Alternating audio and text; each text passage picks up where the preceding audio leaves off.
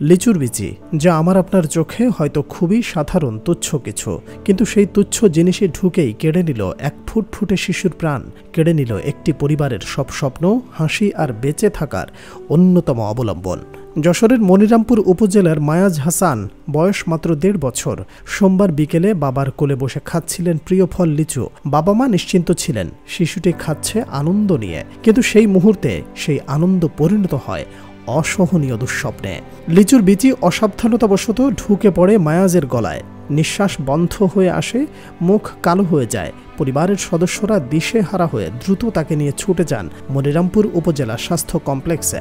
সেখানে থেকে উন্নত চিকিৎসার জন্য পাঠানো হয় যশোরে। যশোর সাতক্ষীরা মহাসড়কের কুয়াদা বাজারে পৌঁছাতেই নিভে যায় ছোট্ট মায়াজের প্রাণ। একটি লিচুর বিচি, একটি অসতর্ক মুহূর্ত, তাতেই হারিয়ে গেল একটি জীবন। কিন্তু এই মর্মান্তিক ঘটনাটি আমাদের সকলের জন্য এক তীব্র সতর্কবার্তা।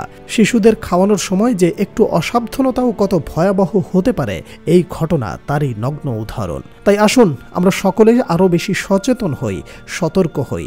১ বা ২ বছরের ছোট্ট শিশুদের কখনোই লিচু, কাঁঠাল, আঙুর, বাদাম, তরমুজের বিচি, আতা এ জাতীয় বীজযুক্ত ফল একা খেতে দেয়া যাবে না।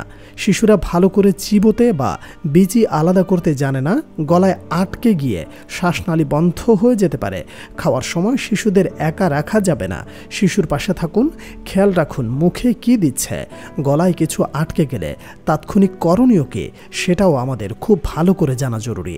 যদি বাচ্চা একদম ছোট হয়, তাকে উল্টো করে নিজের হাতের উপর শোয়ান, মাথা নিচের দিকে দিয়ে পিঠের উপরাংশে আস্তে আস্তে চাপড় মারুন, এতে মুখ দিয়ে আটকে যাওয়া বস্তুটি বেরিয়ে আসতে পারে। যদি দেখা যায় কিছু মুখে আটকে আছে এবং আপনি তা বের করতে পারবেন, তবে সাবধানে বের করার চেষ্টা করুন। আর যদি সেটা ঝুঁকিপূর্ণ হয় বা বাচ্চা অতিরিক্ত কষ্ট পায়, দেরি না করে দ্রুত ডাক্তারের কাছে নিয়ে যান। এই গ্রীষ্মে আমরা যেন আর কোনো মায়াজকে না হারাই।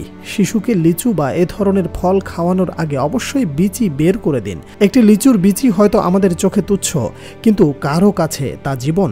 আর তাই এই কথাগুলো শুধু শোক প্রকাশ করে না, এটি আমাদের সবার জন্য একটি বড় শিক্ষা। সতর্কতাই একমাত্র প্রতিরোধ।